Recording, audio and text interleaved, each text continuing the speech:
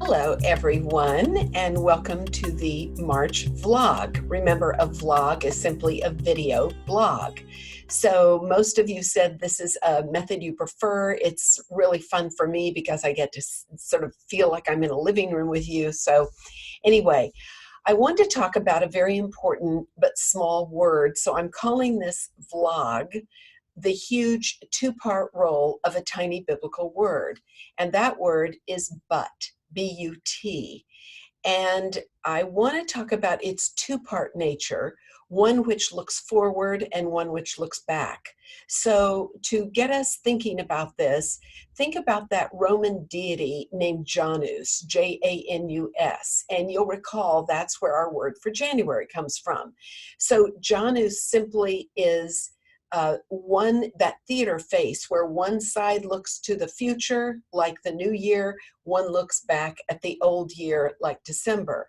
So this word, but, has two very distinct meanings in biblical text. And the first one is one you're probably very familiar with, is found in Genesis 2. So let's just think about how this all begins. In Genesis 1, there is a group of writers, and in Genesis 2, there is another group of writers. We don't have time to go into the detail of authorship, but when you see, and notice I use the word but, when you see Genesis 2:6, in the King James Version, it begins with the word but, there arose a mist from the earth. And that word but, as a conjunction, has the meaning of canceling out what came before it. So as a result, this little word is meant to indicate a contrast with what went before. So you get the Genesis 1, God is made in man's image. Genesis 2, starting in verse 6, you get a very different sense that man is now much more made of the dust of the ground. Clearly, two creation stories.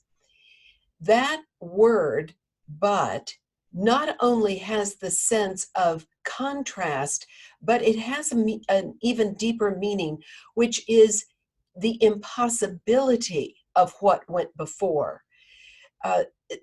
I love that idea and being alert to it.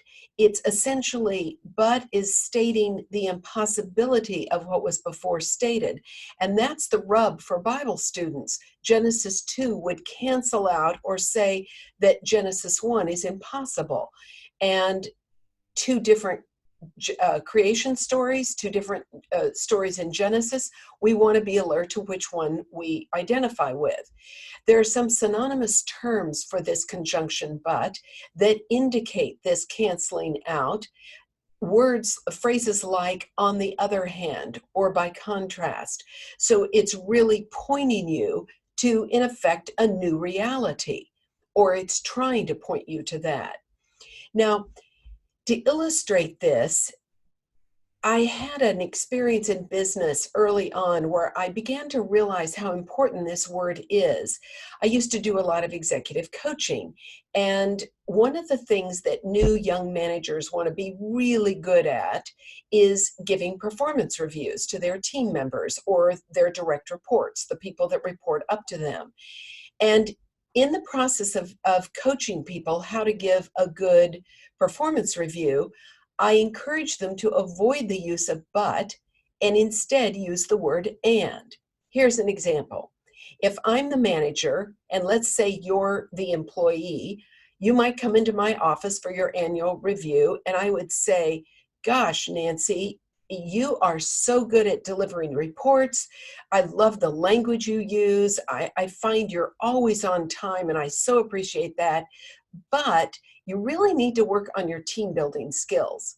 So Nancy now leaves my office, and all she can think about is what a lousy team member she is. And it's completely washed over her that she's also good at a number of things. In fact, probably 95% of that performance review was about all the good things she had done. But she only remembers what's after the but because that conjunction cancels what went before. And that's what's happening in that story in Genesis 2. It's trying to do that. There is a second very important use of the word but, this conjunction, and it's the looking forward portion.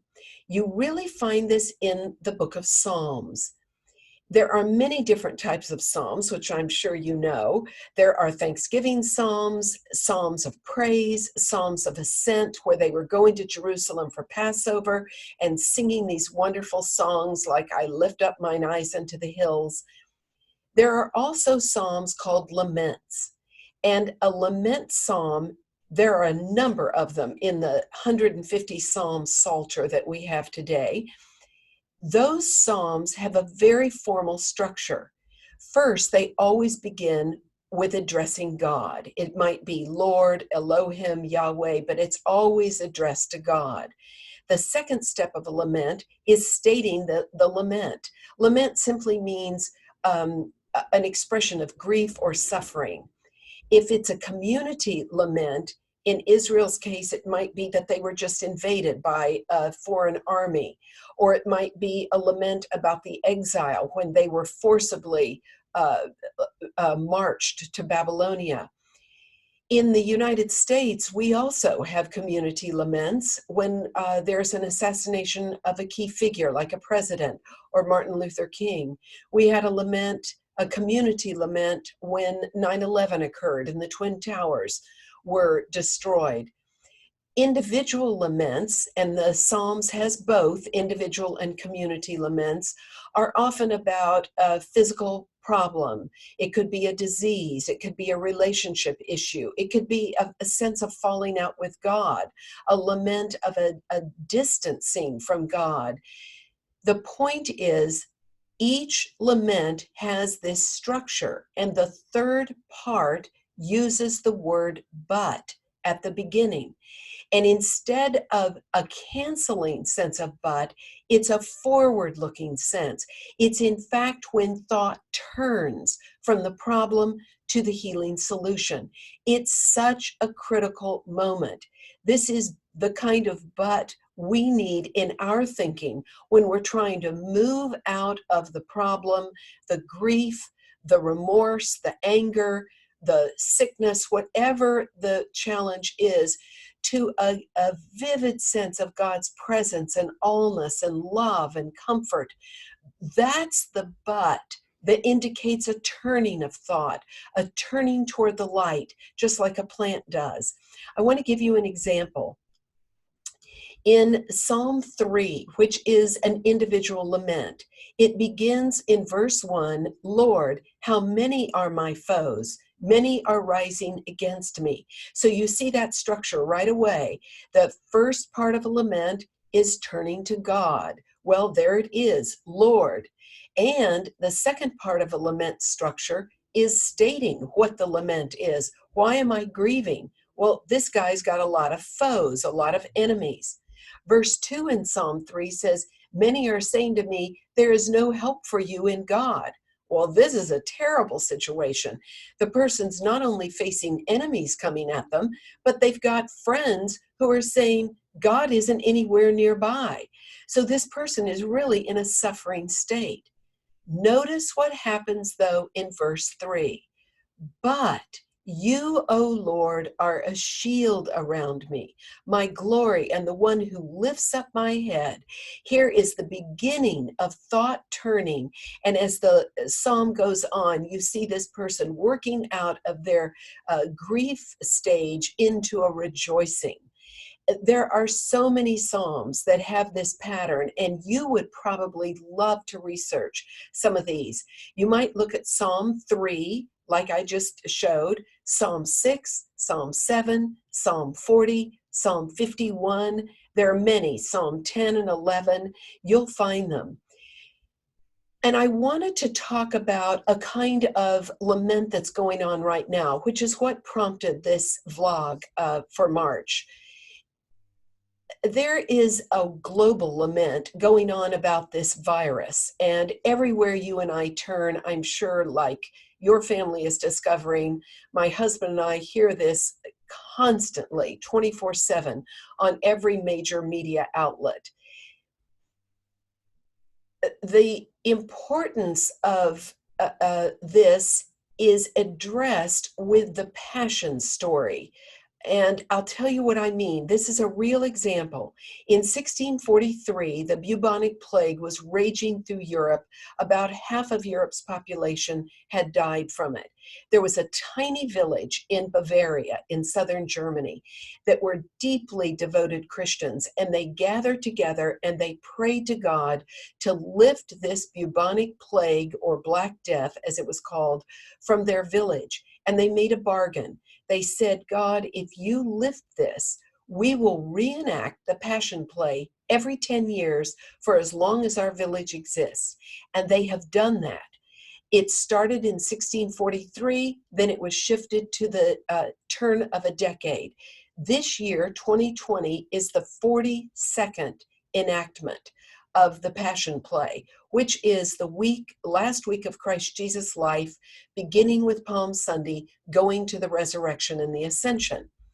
These villagers, which number under 4,000 people, all take apart Jesus, Judas, John, Peter, and they reenact this. Why? Because after they made this prayer in 1633, there were no more deaths in that village. I love this story for its absolutely present application to today's issue about this coronavirus. Now, one more thing. I have always wanted to go see this Passion Play since I heard about it when I was in my teens. And with the exception of both world wars, as I mentioned, this has gone on every 10 years. So last year, when the tickets became available, I bought 30 tickets and invited a number of friends to see if they wanted to go, and this trip filled up very fast. 4 openings just became available because that original group from a year ago said that these 4 people could not go. I'm saying this because I would love it, if this has been on your bucket list, for you to write me and see if you would like to go with us. It's this September 2020, a trip to Germany. It's about 14 days. And all I ask you is that you have my email, but please don't ask me for a flyer unless you're really serious. We have several thousand people in the Bible Roads community, and I can't deal with that many emails, as you can imagine. So that's just an invitation to perhaps a few of you. If you're interested, let me know.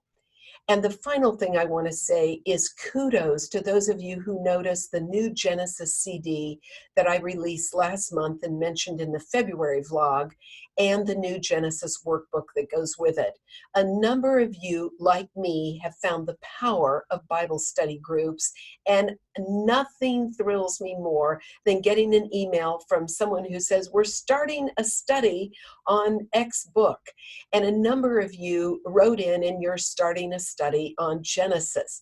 These are the first 25 chapters of Genesis.